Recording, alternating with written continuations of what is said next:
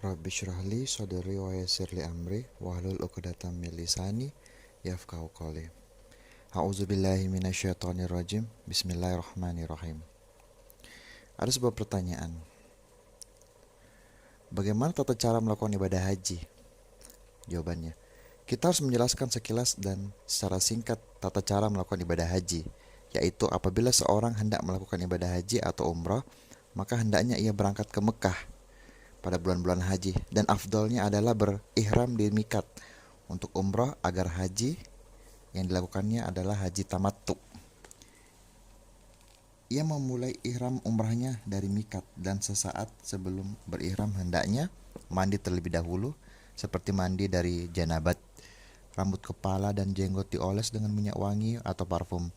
Lalu berpakaian ihram. Sebaiknya memulai ihramnya setelah usai melakukan sholat fardu, jika memang waktunya telah masuk, atau sesudah melakukan sholat sunnah wudhu. Sebab tidak ada sholat sunnah khusus untuk ihram dan tidak pernah dilakukan oleh Rasul Shallallahu Alaihi Wasallam. Kemudian bertalbiyah dengan mengucapkan labbaik Allahumma amrah untuk umrah, labbaik Allahumma labbaik la syarikalah labbaik innal hamda wa ni'mata laka wal mulk la syarikalah. Aku penuhi panggilanmu ya Allah untuk berumrah. Aku penuhi panggilanmu ya Allah untuk berhaji. Aku penuhi panggilanmu, tiada sekutu bagimu. Aku penuhi panggilanmu, sesungguhnya segala puji dan kenikmatan adalah milikmu, dan begitu pula kerajaan, tiada sekutu bagimu. Talbiyah tersebut di atas dilakukan sehingga tiba di Mekah. Talbiyah dihentikan apabila akan memulai tawaf. Tawaf dimulai dengan mengusap dan mengecup hajar aswad jika hal itu memungkinkan. Namun jika tidak, maka cukup dengan isyarat saja. Kemudian sambil mengucapkan Bismillahi Bismillahi wallahu akbar. Bismillahi wallahu akbar. Allahumma imanan bika wa tasdika bikitabik wa wafa'a bi ahdik wa taba'an li sunnati Nabiyina Muhammadin sallallahu alaihi wasallam. Dengan menyebut nama Allah Maha Besar, ya Allah, karena iman kepadamu, percaya kepada kitab sucimu, dan karena penuhi janjimu serta mengikuti sunnah nabimu Muhammad SAW. Posisi Ka'bah harus berada pada posisi sebelah kiri dan berputar mengelilingi Ka'bah sebanyak 7 kali putaran, dimulai dan diakhiri pada Hajar Aswad. Bagi laki-laki disunatkan berlari-lari kecil pada putaran ketiga pertama dengan cara mempercepat jalan dan memperpendek langkah serta melakukan ittiba selama tawaf, yaitu membiarkan pundak kanan terbuka sedangkan pundak kiri tertutup oleh kain ihram atau diselendangkan. Dan setiap kali berada pada posisi sejajar dengan Hajar Aswad, bertakbir, mengucapkan Allahu Akbar.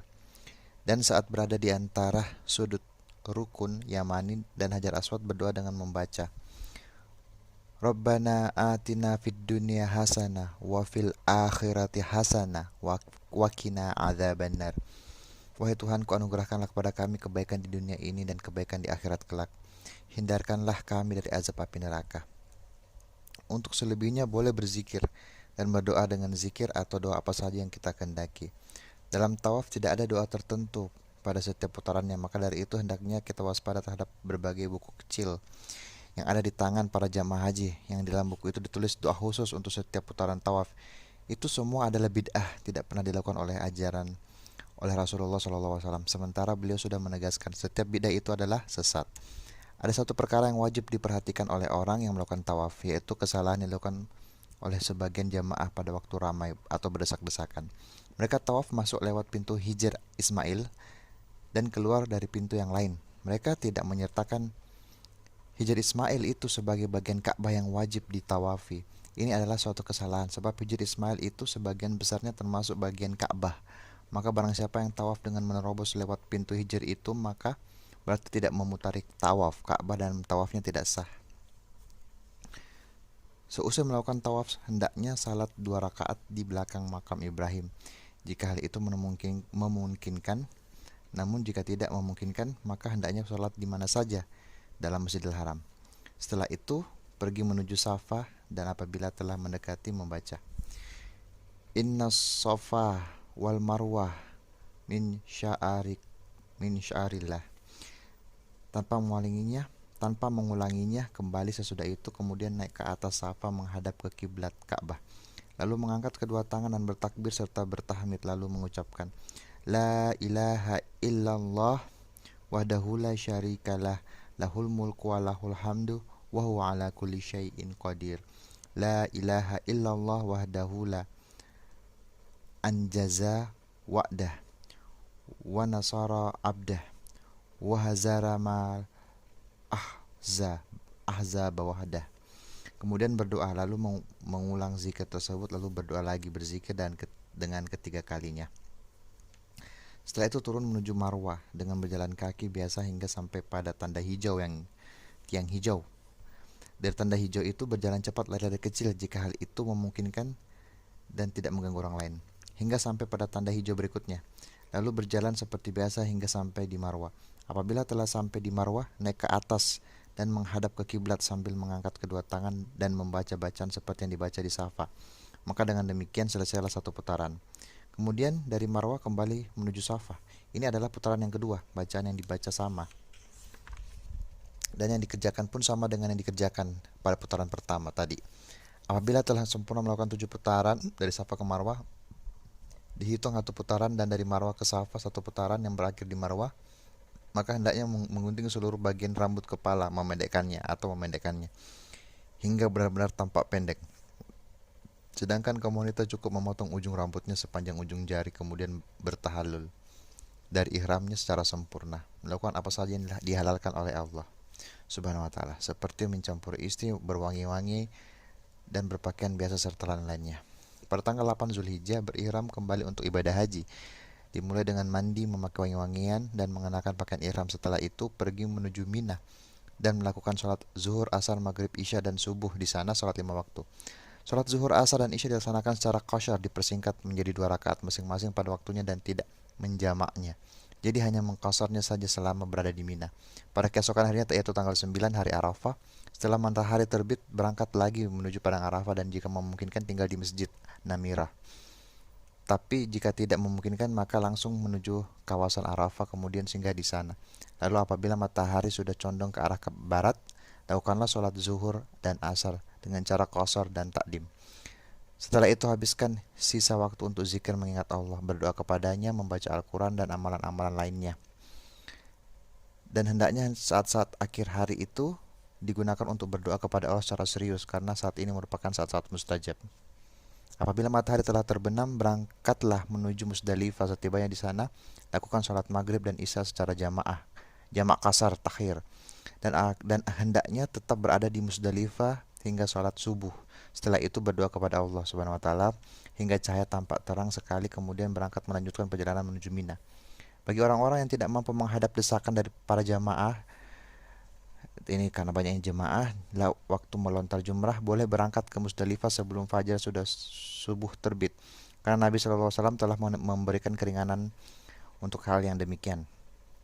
Apabila telah sampai di Mina, bergegaslah melontar jumrah Aqabah dengan 7 lontaran lemparan dengan menggunakan 7 biji kerikil yang kecil. Pada setiap lontaran dibarengi dengan takbir, membaca Allahu Akbar. Setelah itu menyembelih hewan yang telah disiapkan sebelumnya, lalu mencukur habis rambut kepala. Mencukur habis rambut kepala itu lebih baik dan lebih utama daripada memendekkannya saja. Tapi jika hanya dipendekkan saja, maka tidak mengapa. Bagi wanita cukup memotong ujung rambutnya saja kira-kira seujung jari. Dengan demikian selesailah melakukan tahalul pertama. Maka boleh baginya melakukan semua larangan ihram kecuali jima atau bersetubuh. Setelah itu pergi ke tempat peristirahatan kemah untuk bebersih diri atau mandi, berwangi-wangi, dan memakai pakaian biasa. Setelah itu berangkat menuju Mekah untuk melakukan tawaf ifadah sebanyak 7 putaran dan sa'i di Safa dan Marwah sebanyak 7 putaran juga. Tawaf dan sa'i tersebut adalah untuk tawaf dan sa'i haji, sebagaimana tawaf dan sa'i yang dilakukan pada waktu pertama datang ke Mekah sebagai tawaf dan sa'i umrah. Maka dengan melakukan tawaf ifadah dan sa'i tersebut boleh melakukan apa saja termasuk bersetubuh dengan istri. Mari kita perhatikan apa yang harus dilakukan oleh jamaah pada hari ke-10 Idul Adha, 10 Zulhijjah maksudnya. Jamaah haji pada hari Idul Adha melakukan melontar jumrah Aqabah, lalu menyembelih hewan kurban, lalu mencukur atau memendekkan rambut kepala, lalu tawaf dan kemudian sa'i. Itulah 5 manasik haji yang dikerjakan secara berurutan. Namun jika dilakukan tidak secara berurut maka tidaklah mengapa. Karena pada suatu ketika Rasulullah Shallallahu Alaihi Wasallam ditanya tentang mendahulukan yang satu dan menunda yang lain, maka setiap pertanyaan tentang mendahulukan dan mengakhirkan salah satu dari 5 macam manasik tersebut, beliau menjawab lakukan dan tidak mengapa. Karena itu jika dari Musdalifah langsung menuju Mekah lalu di sana melakukan tawaf dan saya kemudian ke Mina dan melontar, maka tidak mengapa seandainya melontar lalu mencukur rambut sebelum menyembelih, juga tidak mengapa. Jika melontar lalu pergi ke Mekah dan mengerjakan tawaf dan sa'i juga tidak mengapa. Dan jikalau setelah melontar menyembelih dan mencukur rambut lalu pergi ke Mekah untuk melakukan sa'i sebelum melakukan tawaf juga tak mengapa. Yang penting adalah bahwa mendahulukan salah satu di antara 5 macam manasik tersebut terhadap yang lain boleh-boleh saja, karena setiap pertanyaan yang diajukan kepada Rasulullah SAW tentang hal tersebut beliau selalu menjawab lakukan dan tidak mengapa. Itu semua merupakan bagian dari kemudahan dan belas kasih Allah Subhanahu wa taala terhadap hambanya. Amalan-amalan ibadah haji yang masih tersisa sesudah itu adalah mabit atau bermalam di Mina pada malam ke-11, 12 dan 13 Zulhijjah.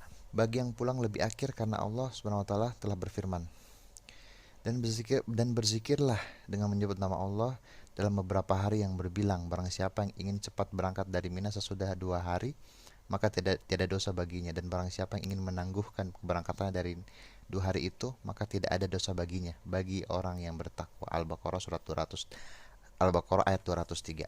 Maka hendaklah bermalam mabit di Mina pada malam ke-11 dan 12. Bermalam pada 2 malam itu boleh dengan cara berdiam diri dalam ukuran malam yang lebih banyak. Berdiam diri saja. Apabila matahari telah tergelincir pada hari ke-11 tanggal 11, maka melontar 3 jumrah dimulai dari jumrah sugro, yaitu jumrah yang pertama yang terletak paling timur dibanding jumrah lain. Melontar dilakukan sebanyak 7 kali dengan 7 kerikil secara berurutan. Pada setiap lontaran lemparan dibarengi dengan takbir Allahu Akbar. Setelah itu beralih sedikit dan keramaian dan menghadap kiblat dengan mengangkat kedua tangan seraya berdoa memohon kepada Allah secukupnya. Kemudian maju menuju jumrah wusta, lalu melontarkan sebanyak 7 kali secara berurutan. Pada setiap lontaran dibarengi dengan takbir. Kemudian maju sedikit keluar dari keramaian dan berdoa secukupnya sambil mengangkat kedua tangan dengan menghadap kiblat. Sudah itu menuju jumrah Aqabah dan melontar dengan 7 kerikil secara berurutan, dan setiap lontaran dibarengi dengan takbir. Di sini tidak perlu berdoa karena mencontoh Rasul. Pada hari ke-12 yaitu tanggal 12 melontar 3 jumrah sebagaimana hari sebelumnya. Demikian pula dengan hari ke-13 jika menangguhkan keberangkatannya hingga hari ke-13. Tidak boleh bagi siapa saja yang pada hari ke-11, 12, 13 sebelum zawal, yaitu sebelum matahari tergelincir, sebab Rasulullah SAW tidak pernah melontar kecuali sesudah zawal. Dan beliau bersabda, mencontohlah kamu kepadaku dengan cara melaksanakan manasik haji. Para sahabat Nabi pun selalu menunggu waktu zawal untuk melontar. Maka apabila waktu zawal tiba mereka pun melontar. Kalau sekiranya melontar sebelum zawal itu boleh, niscaya Nabi telah menjelaskan kepada umatnya, baik itu melalui praktik beliau sendiri, ucapan ataupun melalui ikrarnya. Niscaya Nabi SAW tidak memilih waktu siang hari, yaitu waktu terik panas matahari untuk melontar, apalagi di pagi hari, itu lebih memudahkan jamaah. Dengan demikian jelaslah bahwa melontar di pagi hari itu tidak boleh. Sebab sekiranya melontar di pagi hari itu termasuk ajaran Allah, niscaya dia ajarkan kepada hamba-hambanya, karena waktu pagi itu lebih mudah, dimana kita ketahui bahwasanya Allah Subhanahu wa taala biasanya menetapkan hukum yang termudah bagi hambanya. Namun demikian, boleh bagi seseorang yang tidak mampu menahan desakan orang banyak atau berangkat menuju jamarat atau pelontaran pada siang hari untuk menunda waktu pelontarnya hingga pada malam hari. Karena malam hari masih termasuk waktu melontar dan tidak ada dalil yang menegaskan bahwa melontar pada malam hari itu tidak sah.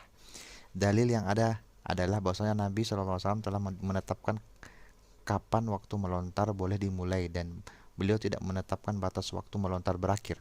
Sedang hukum yang menjadi pegangan adalah bahwa perkara yang mempunyai makna mutlak harus dilakukan kemutlakannya, kecuali apabila ada dalil yang membatasi.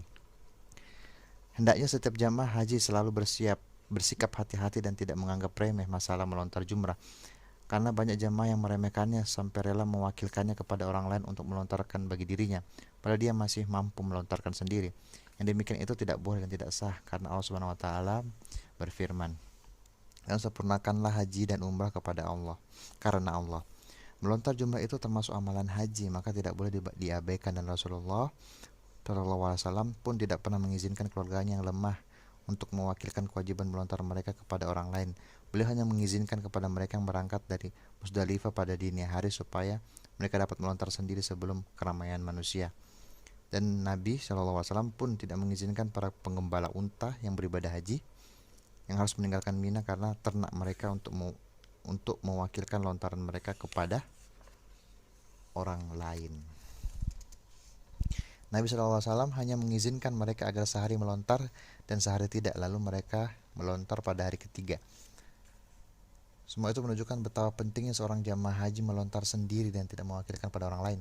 Ya, kecuali jika dalam keadaan terpaksa, maka boleh diwakilkan orang lain, seperti sakit atau lanjut usia, tidak mampu datang ke tempat pelontaran, atau karena hamil yang khawatir akan keselamatan diri dan bayi. Maka dalam kondisi seperti itu melontar boleh diwakilkan.